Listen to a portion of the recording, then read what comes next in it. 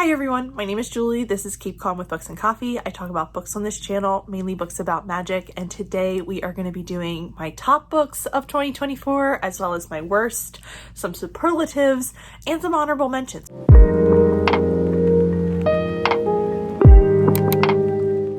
Hello everyone. So I decided to throw all of this into one video this year. I don't normally do worst books, but I do have a few that I want to mention. And I read enough awesome books this year that it was really difficult to create a top 10. And I had some honorable mentions. And then I was even thinking about doing only superlatives for my top books of the year. But then I decided I wanted to make a list. But since I had put a call out on Instagram, I decided to also do a rapid fire section where we talk about the superlatives of the year, because I wanted to talk about the books that I loved, like my top 10, but then I also read a lot of books that were really good books that stuck with me that maybe didn't make the top 10 but are still ones I want to mention in this video. So let's jump into it. But we're going to start with the positives of it all, and I am going to start by counting down my top 10 books of the year. And the number 10 spot was Unwritten Rules by Katie Casey. This is a male-male sports romance that I read earlier in 2024 for one of my, it was actually my reading baseball for the start of baseball season vlog, and I had so much fun with this book. It has so many baseball references. The romance is good. I don't normally like second chance romances, and this one worked really well for me. The baseball of it all and the nods to how well the author understands the game of baseball is what really made this a standout book to me.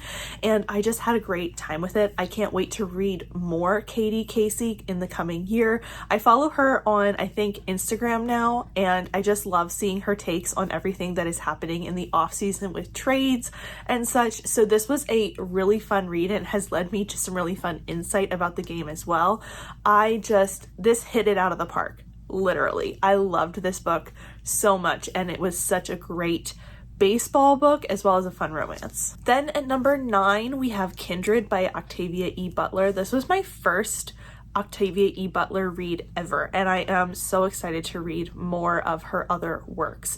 This seemed like a good place to start since it is a standalone, and I really appreciated this book. I have heard amazing things about Octavia E. Butler over the course of so long, and this was absolutely phenomenal. Octavia E. Butler has this way of really creating this vivid world, both the present day for Dana in the 1970s and the early 1800s, where she is sucked back to through this portal. And the imagery that Butler uses, it's so provocative, and so she doesn't pull any punches. She puts it all out there for you to sit with and deal with. And this was a book that I still think about and still ruminate on. And it's another one that I really, like I said, want to read more from Butler, because she put so much commentary and context and just feeling into this book that it was so well done and so incredible, and it packed such a punch. Now, number 8 is not a series, but it is 2 books by the same author, so I guess this is a top 11. I don't know. This list is my list, so I make the rules, and this is both Funny Story and Book Lovers by Emily Henry. I tried Emily Henry for the first time this year, and I absolutely fell in love with both of these books for similar reasons, mostly because I could relate to the main characters so much, and I really enjoyed the journey that each one of these women went on throughout their story, both personally and romantically. I just found the balance that Emily Henry has between fiction and romance really, really appealing, and had such a great time reading these.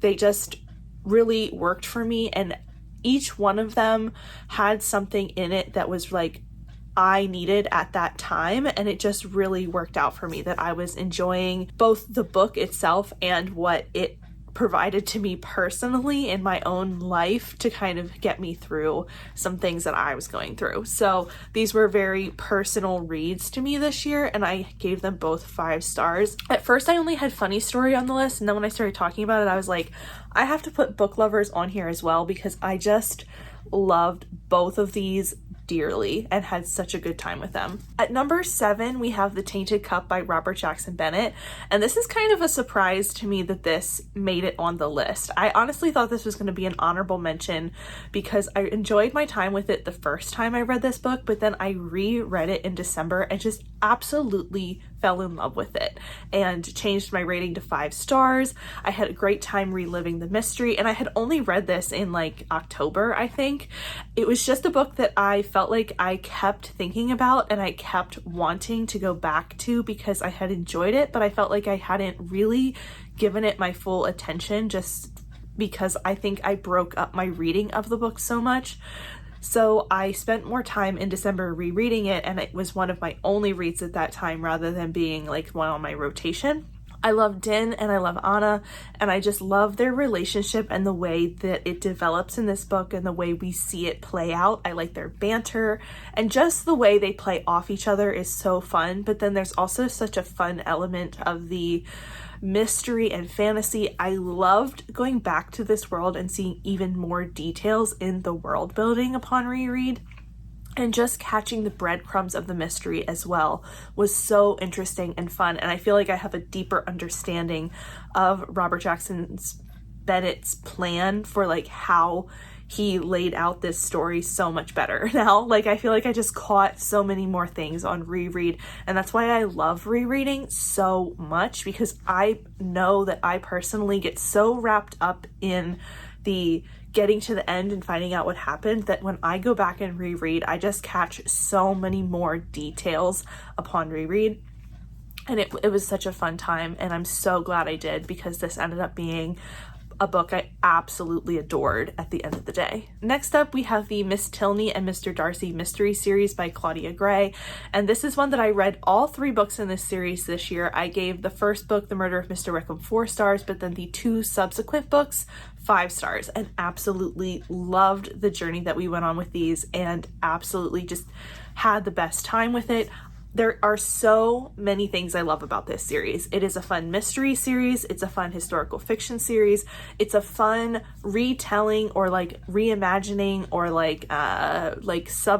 sequel to the Austen canon, in that there are so many nods to the Austen works within this series and so many Easter eggs that it makes it so fun to read as an Austen fan. But then also it is independently a really clever and fun and delightful series to read. I buddy read this with Leandra from Leandra the TBR Zero earlier this year, and we both had such a fun time with it. It had to crack my top 10, and I just adored it so much, and I just cannot wait for the next book in the series. Then we have The Tainted Cup. Nope, this is not The Tainted Cup. When you're thinking, I need to get a copy of that book, and then you start to hold up another book. Next up is The Starless Sea by Erin Morgenstern. This was a book I read earlier this year, and it stuck with me throughout the year as something that I loved. I just absolutely adored this book. It's a book about books, and it's a book about libraries and knowledge and exploration and discovery, as well as preservation and secret societies, and it had some dark academia vibes. It had so much going on that I didn't know was going to happen. Like, I didn't understand from the synopsis that all of those elements were going to be in there, and it all blended together into this book that I absolutely adored. Now, I don't think I gave this one a full 5 stars, but I tell you that it has stuck with me throughout the rest of the year as something I do want to reread and I want to go back to, and like I said with The Tainted Cup, experience all over again and catch more of it, because I just feel like there were so many niche little details in here that I will pick up on again. But the ride and the experience of it and the way that the author just built this story and pulled all the emotions out of me during this book was absolutely masterful. I loved this. I cannot wait to reread it. And now this is what happens when I talk about my favorites. I just immediately want to reread them. So this was an absolutely fantastic time, and I loved it way, way, way more than I thought I would. I think that was part of it with this book, that it took me by surprise how much I adored it. Next up was The Fifth Season by N.K. Jemisin. This was an absolute masterpiece of a book. Absolutely incredible writing, the pacing, the storytelling, the reveals, N.K. Jemisin has this ability to do something where as soon as I start to have a question or start to really get confused about what's going on in this book, she supplies me with the information to not be confused anymore, at least to a level where like I'm like happy to continue forward. It might not give me all of the answers, it might keep me intrigued to keep going, but it answers the big question that I am confused about and helps me keep going through the book. I absolutely loved this. I loved the blend of fantasy and sci-fi and climate fiction and this sort of world building about this huge, enormous world that has all of these really interesting, they're not really magics, but the way people can control the earth and change things. It was just fascinating to read about. I can't wait to continue on this series. And I've just realized that I didn't put the second book on my TBR for January, and I had a plan to continue on this in January. So we might need to adjust some things to fit that in, but I absolutely adored this book and found it so well done. Like one of the most incredibly paced books I have ever read. The top 5 could probably get reordered at a different day. Like I nearly filmed this earlier this week and these top 5 were in a totally different order. So these top 5 could really get jumbled around at any point. It just depends on the day. But the number 3 spot is going to go to If We Were Villains by M.L. Rio. I loved this book. This was my first venture into like a dark academia setting, something I've talked about a little bit this year, that I've realized that school books are not my thing. Like school settings are not my thing. And this is set at a school and it absolutely blew me out of the water. I loved the dark academia vibes. I loved the twisty, turny, like storytelling narrative. I was fascinated by the characters and all their relationships and what was going on with it. I was totally captivated. Absolutely couldn't stop reading. The ending blew me out of the water. Loved reading it. And like I read this because it was one of Brittany's favorite books and I read it for my Can We Trust vlog with her and a bunch of others. And I am so glad that that came up because I adored this book. I had a great time with it and I just was totally taken off guard by how much I loved this book. The second book, which might surprise people, is going to be Sunbringer by Hannah Kanner. I loved this book. This is the sequel to God Killer, which was my favorite book of 2023. I adored the way Hannah Kanner shaped this story and took it from where we ended in God Killer and molded it into a completely different thing in this book. And I just loved where we went with all of our characters. I thought the just world development and what else, the different kind of journey we went on in this book was completely fascinating. Again, the reveals and just the world building. Hannah Kanner packs so much into these books. Like this book is not overly long. It's thicker than God Killer, but she packs so much world building, so much history, so much lore and character development and story into these books that are not overly long. I just checked, this isn't even 400 pages and it just blows me out of the water every time how much she can put into this book and wring out of every word. And it's just a really incredible feat and I love this series so much. I cannot wait for Faithbreaker. I am absolutely in love with this book. So now we're going to ask, what could possibly beat out Sunbringer? And you and I are both going to be surprised by this because I kept reorganizing this list. I kept looking at it and I kind of had the thought of God Killer was the better book out of God Killer and Sunbringer. Like out of the two of them, I love God Killer more. I think it's the more superior book. And as much as I loved Sunbringer this year, with it being a smidge below God Killer, it opened up the spot for a book that I just loved this year. Not to hype it up too much, but it is The Rest of the Story by Tal Bauer. Now, if you told me at the beginning of the year that a hockey romance was going to be my top book of the year, I probably would have been surprised. But this is so much more than a hockey romance. This is Morgan's story, his growth, his discovery of a family, the way he takes this team that has been, completely knocked down to their lowest level and abused, and he rebuilds this team and finds love along the way, is just beautiful. Like, it's so well done. It absolutely ripped my heart out. I cried so many times during this book. There are so many quotes that I highlighted in my Kindle that I need to go back and annotate this next year. And I just loved this book. I loved the found family. I loved how this team became, like I said, such a big family. I couldn't stop thinking about that when I was making this list, and how I just feel like this story and how it grabbed me and how it has stuck with me and stuck in my brain, and I keep thinking about this book, makes it my top book of the year. So I'm surprised by it, but also I'm not, because I absolutely loved this. So all in all, this book stuck with me the entire second half of the year, and I couldn't stop thinking about it. And when I was making my list, I just kept coming back to, where is this going to fit in if it's not the top spot? And I couldn't figure it out, so it had to be the top spot.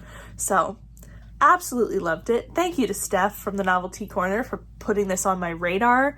And I'm so glad I read this year, because it was an absolute delight, journey, emotional upheaval of a book that I adored. So man, now, see, again, I just want to reread it. I'm going to have to reread it. So those were my top 10-ish books of the year. So we're going to talk about a couple of honorable mentions here as well. So I'm just going to go through these. I'm not going to talk about exactly why I love them or whatever, but these just missed out on the top 10, but they were books that I don't think I gave enough screen time or appreciation to this year, and were absolutely fantastic. These are in no particular order. They're just honorable mentions. So we have Every Time You Hear That Song by Jenna Voorhees, We Ride Upon Sticks by Quan Berry, Into the Drowning Deep by Mira Grant, Role Playing by Kathy Yardley, Down Among the Sticks and Bones by Shauna McGuire, and since I reread the entire series this year, I have to put The Raven Boys by Maggie Stiefvater on here as an honorable mention, just something I can't go through the end of the year without acknowledging that this is a favorite, even if I didn't want to put it on my top 10 books, because it is a reread of an entire series. Next up, we move into my worst or most disappointing books of the year.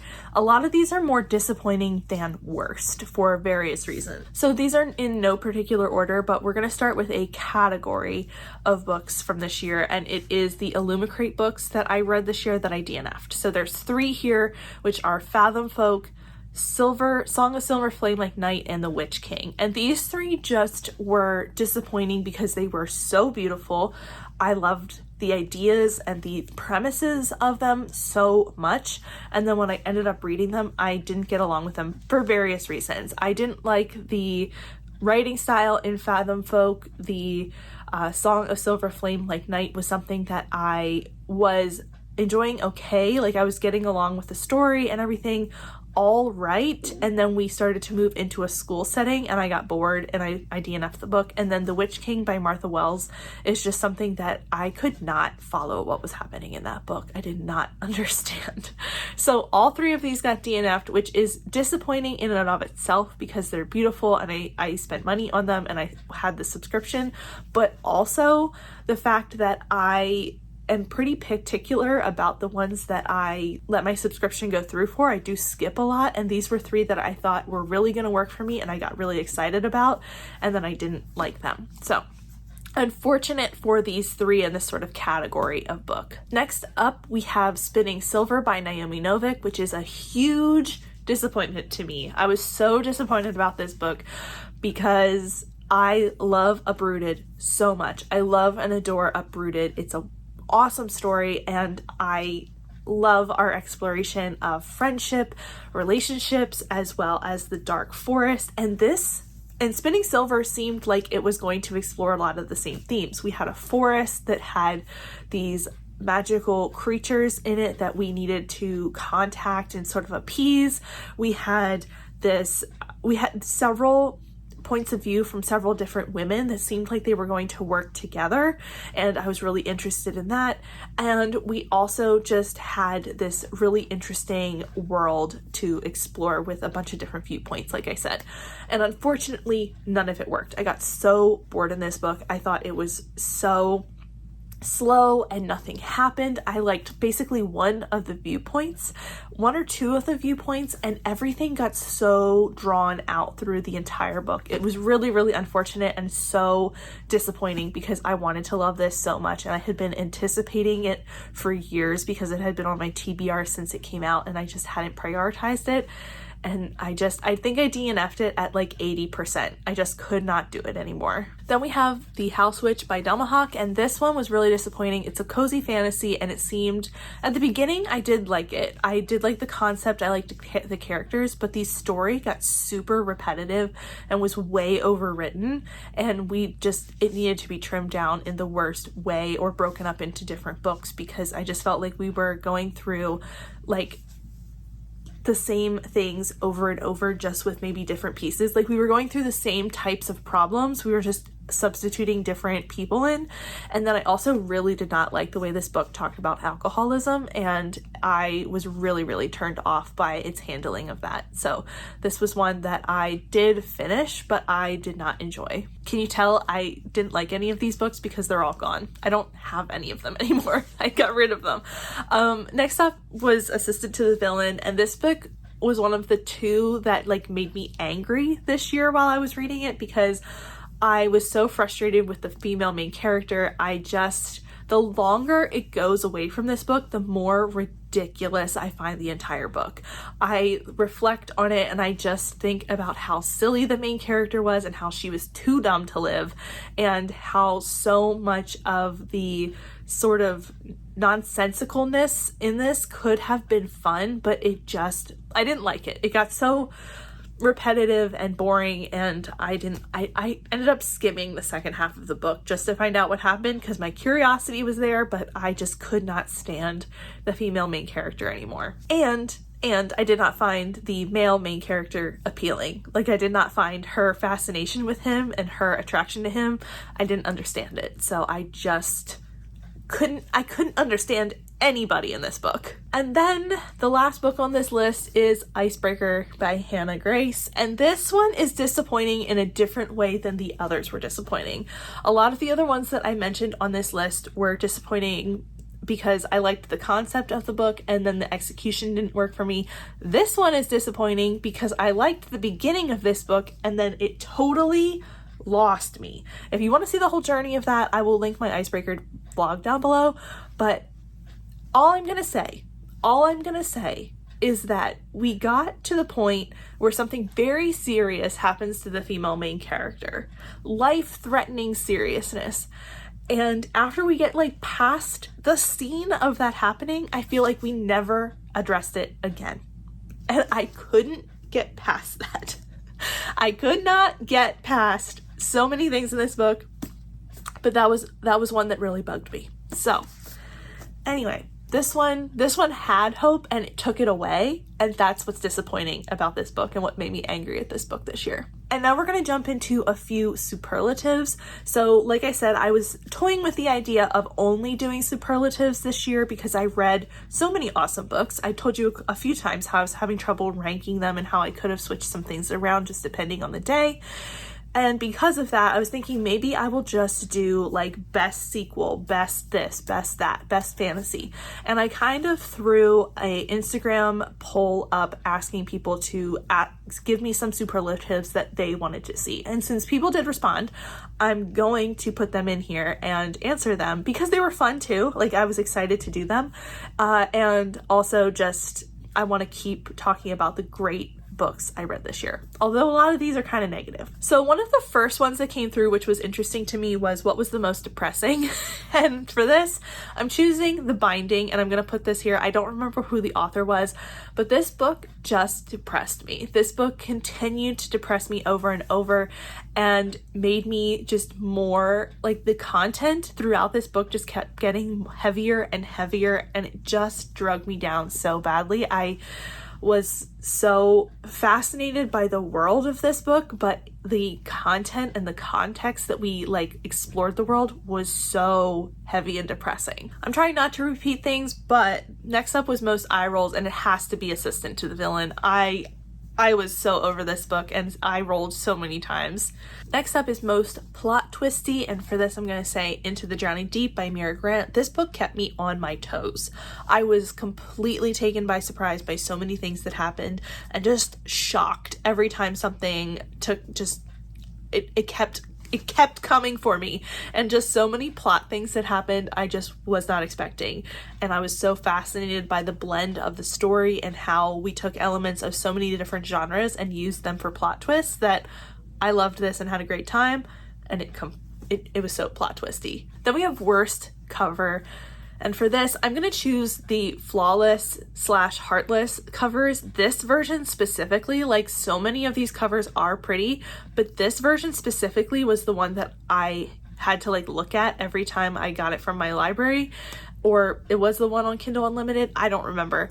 And I kept seeing this and I kept thinking, this does not give me cowboy vibes. It didn't give me cowboy vibes. I didn't like these. I hated these covers. I forget why I kept seeing these covers, but they kept being the ones that had to pop up for me, and I just was so sick of them by the time I DNF'd the series. Then we have the most beautiful cover, and for this I want to mention A Dark and Secret Magic by Wallace Kennedy. I love the spoopy vibes of this. I like the tarot vibes of this.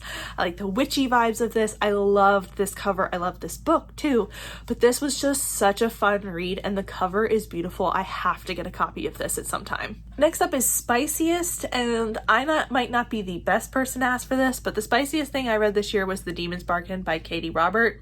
This is a novella that is set both in the Peculiar Taste series as well as within her series, I forget what it's called.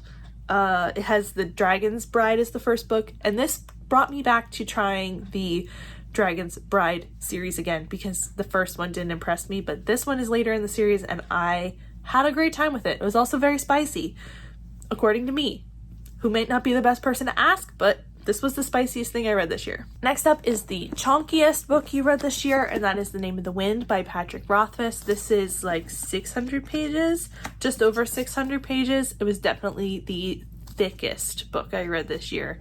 Very, very chunky. Then I think these last three are going to be repeats just simply because I can't pick anything else. The first is Yawniest, which I'm assuming which one was a snooze fest, and for this I'm going to go with Spinning Silver because I can't get over how boring this book was and how much it just did not work for me. Then we have Cried the Most, and it's either Sunbringer or the rest of the story. I cried multiple times during both of these books and just was on the edge of the tears all the time throughout these books, so these two. I'm wondering now if that's some sort of indicator of what my best book is going to be if I cried the most during it.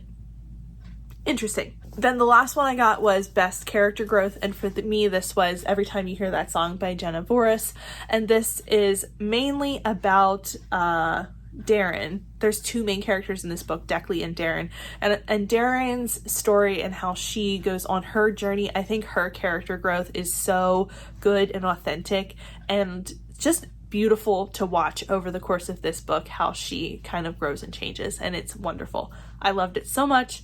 This book is so underrated and it's so fun, and if you like Evelyn Hugo, you should definitely check this out. It's like a YA kind of type version of that with some other elements, but it's lovely. I absolutely love it. But those are the best, the worst, the honorable mentions, and the superlatives of 2024. If you have any thoughts or feelings or want to share anything about the books that I talked about today, please let me know down below. Go ahead and let me know your best book of the year, or if you have another superlative that you'd like me to answer or include next year, let me know that as well. And if you aren't feeling chatty, go ahead and leave me some kind of celebration emoji, whether that's a firework, party emoji, something along those lines, because we are celebrating and ringing in the new year. But that is it for me today. Thank you so much for watching, both today and throughout 2024. I have made so many new friends this year. Thank you so much for watching and hanging out with me and talking about books. But that is it for me today. Thank you so much for watching, and I will see you next time. Bye!